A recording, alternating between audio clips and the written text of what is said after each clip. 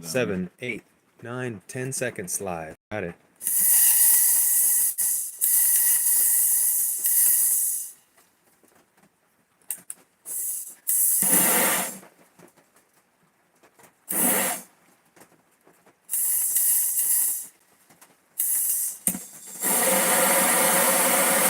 Well, there you go. Almost.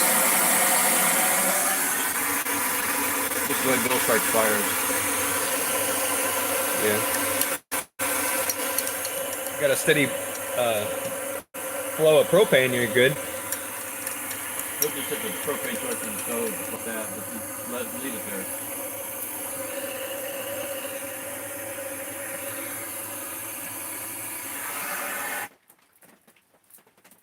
Well, it certainly works.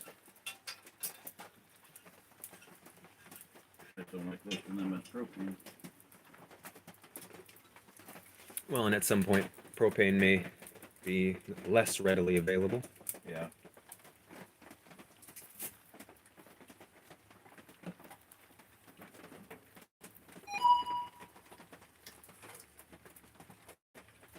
We should see the pipe blowing this time. Yeah, they looked cool at night.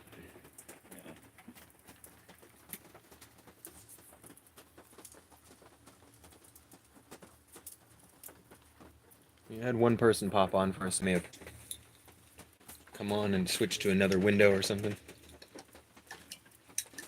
One time at one of the expos we were at, I remember we'd do demos. It would take like an hour to run through all the different things you can do and why you want to have a warming tray, why you want to have stainless steel water tank, why you want to have the tall legs and the oven and everything.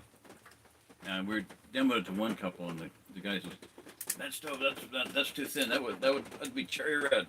That thing won't last 1 year." With me running it. And before they left, I took the wife aside and said, "Ma'am, you're lucky you're still alive. You and your children. With him were in the house." I just felt I had to warn her. The guy was get this thing cherry red. It's way too hot. You're taking a chance of burning your house down. Yeah. No reason for it. And I've gotten it a little bit too hot with stuff on top of it. Like that first winter, I said I had logs Lincoln logged up like this to get them dry enough to burn them, so I could stay warm for about 5 hours. But that's going good. And I ain't gonna shut one. There goes the visual. Oh well. Oh, you can see the flame flickering. Yeah. Get it through those holes. That's a pretty good look. Yeah. Anyway, I did a top that updraft. I didn't show you that, but I had pieces of wood across the bottom, and then some smaller, lighter pieces, and then a bunch of kindling, which is stuff that was from when they cut trees down on the roadway to clear the power lines. They had what's called a rotary action. The thing was actually it was a forest mulcher. They just ran down all the branches and trees that were down, and it would suck up roots and it'd shoot up stumps, it'd shoot up everything, the little kindling size stuff. So my friend John said, "That's good kindling," and I went out and got some. I took the golf cart and the gorilla cart out one day and filled the gorilla cart one load, and I processed that and chopped it down into size because some of them were like 2 foot or too long. So I had a stump and I chopped them down into smaller sizes. So that's what I used for kindling, quote unquote. And then I put a couple pieces of fat wood on there. I showed you that before, but I'm going to show it to you again. Let's see if I can get it out of here without tearing the box off. Duraflame at Walmart. You can get online a lot cheaper, I think. But it's about $7 if I remember right. Fat wood. See, it's wood that has sap in it. They call it fat wood. They could call it sap wood, and it'd be more easily understood. But cedar, pine, anything that stays green all year round will have more sap in the wood. It doesn't ever go out. So anytime you harvest that wood, you can cut it into little pieces and make kindling out of it. Here.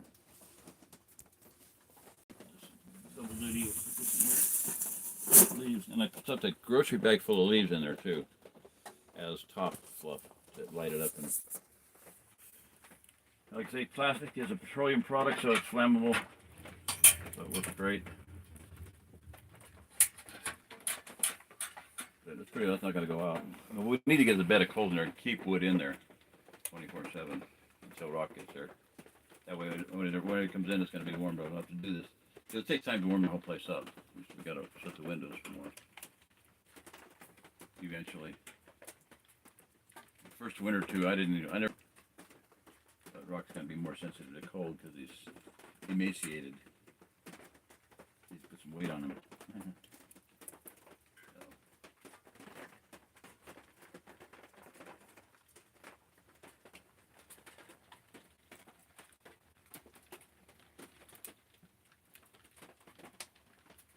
I have Coffee House Theology says hello.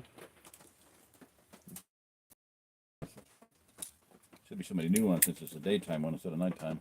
Well, maybe. I don't know what is it. Yeah, they got 2 people on. But anyway, some Coffee House Theology said hello. Oh, that's Tony. Yeah. Hey, Tony, how you doing? What's up? There might be somebody new on. That's not new. You're not a newbie. Hey, yeah. Yeah. So I have playlists on everything in the world, but one of them is I got several playlists, different titles, but top lit, updraft fire, and the reason why you want to do that. And one of the coolest ones is a guy named, give a shout out to his channel, Skill Cult. And this guy has cut a cord of wood, cut trees, he's felled trees with an axe, cut it into blocks with an axe, and split it with an axe. And it's a challenge. It's like the ultimate TikTok challenge. Fell and cut to size and split an entire cord of wood with an axe. He's done it. So been there, done that. I'm not gonna do it. I'm never gonna do it. I would not survive. I know that. So I'm not stupid. As Clint Eastwood would say, a man has got to know his limitations. I know mine. That's way beyond my limitations. So anyway, but there is a reason to do top lit updraft fires because it's the best way to do it. You light the lighter stuff up. You just reverse everything instead of the stupid way of doing it and upside down, or they call it right side up. You know, you put a little bit of kindling in there, you put a little bit of twig, and you just sit there and you feed it for an hour, and if it falls apart, your fire goes out. It's so retarded. It's backwards. It's ass backwards and upside down. So do it right.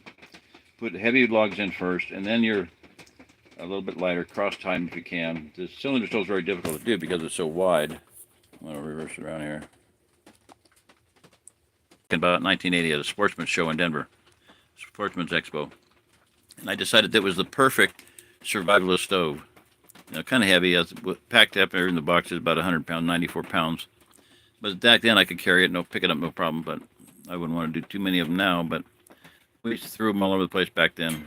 In the box was right at 94 pounds. That was with the warming tray, a tank, the flue pipe, which all telescopes inside itself, nest inside itself. And you got one piece of pipe in there, but it all nested and it came out to 5 pieces with a spark arrestor and a rain cap. I think it had a rain cap of some kind. But anyway, the dimensions of it are 28 inches long, 18 inches wide at the top, and 13 inches deep. Well, that makes for a very difficult upside down top fire, but I do it and it worked. You know, it works. Just got to be creative, a little bit creative. Like you can put 2 short pieces in it instead of 2 long pieces. Got a call coming in. I'm going to take it. Hang on. If it holds it well, I'm going to enter this. Back. You know, you can put 2 short pieces in, like 13-inch pieces, and that comes out to 26. And it's about 26 is what you want to get in there. I can put a 31-inch piece in. I know I can do it because I can go from one corner, top corner at the front, down to the rear corner at the back. But you're not going to get a lot of them in there. Just one, maybe, when it's burned down. So what I want to do is, you know, put in 2 short pieces lengthwise instead of 1 long piece, maybe. But I just put in some wood in there, and it's done. It's working. It's burning. I don't have to light a second match. That's the thing is, you light 1 match. I can come back about an hour later and put another piece of wood on. I know it's going to burn. I know it's going to go. I'm going to open it up again just to see how it's doing.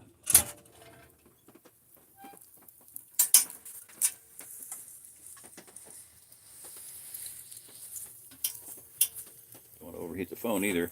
You can see all the way back there. A little bit of smoke curling out, not too much.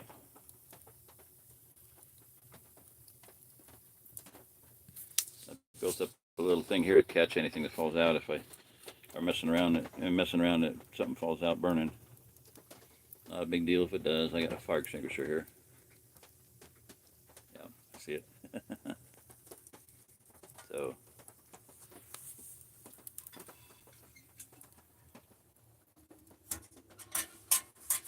what I want to do is get a bed of coals in there, and that means burning it for a while, burning some oak down to coals, and then stuff it full of wood and get it running right, and then it can go for about In Kansas, and we didn't even burn all oak, but we could go 30 hours with the burn time. That's pretty good. And come back and start a fire without starting another fire, just relighting it from the coals in there. So not bad.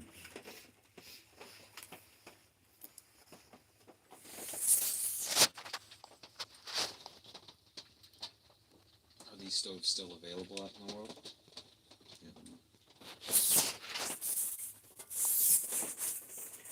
Timothy asked if the stoves are still available. Oh yeah, they're still available. Cylinder stoves out of Utah. I don't know if they're still out of Cedar City or if they moved, but cylinder stoves. Chad, I think Evans is the guy's name that designed it back many, many years ago, decades ago. See if we can get that plate on there. Oh, burn it might be good.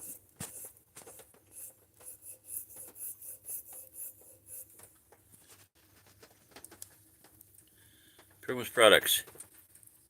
Can't quite read. I think it's a. What's it called? Hmm? Something products? Pilgrims. Pilgrims.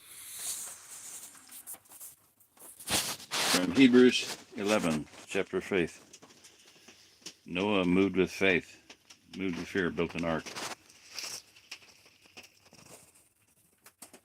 They are sojourners on this earth here. We're pilgrims. Wayfaring stranger, walking through this land.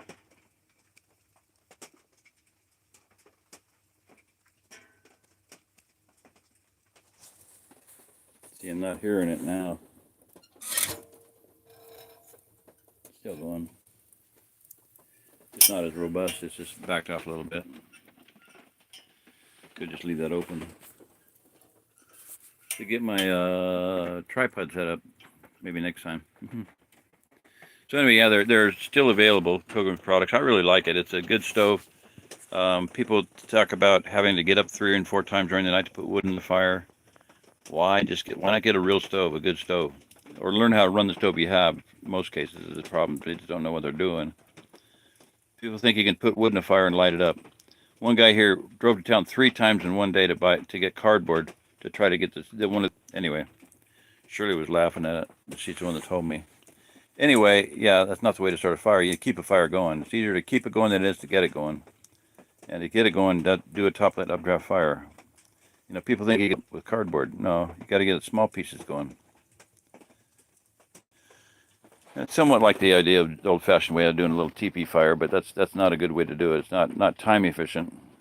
You know, a friend of mine one time said, "I want to get the fire going right now. I don't want to waste time doing that." I said, "Okay, fine." So he did. About 20 minutes later, we had to open all the doors and windows to get the smoke out of the house. Fan the doors to get the smoke out, because he started his fire. He did it real quick, but he got smoke in the house. The idea is to have the smoke go up the stack, and when the smoke goes up the stack, it warms the stack up. Hello, where there's smoke, there's fire, right? Well, the smoke goes up the stack, it heats the stack up and creates updraft. That's why it's called top-lit updraft. You light the stuff on top, the lighter stuff on top, and it will warm the stack up and create draft. And what does that do? Well, in this day, they changed the design of this, which is unfortunate, but they have now a round damper in the middle, and it's too high, and it's only three little triangular holes. Well, this thing has 7. You're creating like a forge, you know. One time, my son, he just cleaned up a chainsaw, and he had I remember a styrofoam cup with gasoline in it. Should I throw it? And I said, no, don't. And he was sitting down on a little bucket or something right in front of it. And as he did, he threw it in, and he had sense enough to slam the door. But right at his face came 7 little jets of fire. It was so cute. I wish I could have gotten a picture of it. It didn't burn his eyebrows. Poof, no eyebrows. Didn't do one of them numbers, but like Patrick McManus. But what are you boys doing here? Nothing. They just blown up. There's this story where there's 2 boys are playing, and they just set off a black powder bomb. And the sheriff comes up. Boys, what you doing here? Nothing. I heard about a boom. We don't know what happened. What happened to your eyebrows? You know, poof, no. They had no eyebrows. Poof, no eyebrows. Yeah, the hilarious stories. Funny. And we sold these all year long, Y2K. Starting in 1998, ended 98, about December 98, and then all through the year, and ended up selling more of these than anybody else in the country except for Cabela's catalog. And that included Cabela's every catalog sale and every store sale, in-store sale. we're just shy of them by one single sale. So pretty awesome. It was a great year. A lot of fun. Bought a lot of stuff. Spent a lot of money. Probably wasted a lot of money. I don't know. I got a lot of stuff still left over though. So, all right. Well, nobody's got a question. I'm gonna hang out. We got some things to get done.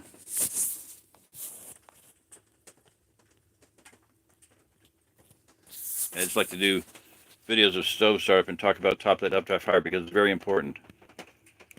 Whether you're doing a campfire, a watch fire, a signal fire, or anything, top lit updraft is the way to go. Or if you're burning brush, I learned about one of the awesome videos I've ever seen in my life was the guy I mentioned earlier, Skill Cult, and he was burning brush. He said, "Don't slash and burn, slash and char." So he'd build a big brush pile, very meticulously built, very, like an engineer did it. He actually walked up on top of it with a grocery bag full of stuff, and he lit it top lit updraft. And it was so fascinating. The updraft created such amazing effects with the flames that I took, after about 50 screenshots, I was so awed by it. I was just taking screenshot after screenshot. I'm like, a stove, basically. Stovepipe, and it'll spin in vortex too, so it creates a really good updraft, sucks cold air into the bottom, and shoots it up and burns very efficiently. Then after he's done, when it's about burned down, then he would spray it down with the hose and char it. So he was making biochar for his garden area. And a very good way to do it because he's getting rid of underbrush that he needed to get rid of anyway without just burning it away into nothing. And he got rid of that out of the way, and he made biochar to boot for the garden. So very good reason to do it. But that's one of the most interesting videos I've ever seen. So I'll try to remember to put a link for that down below. So, all right, well, I'm going to say goodbye. Might stream later this evening. So good night or goodbye, everybody.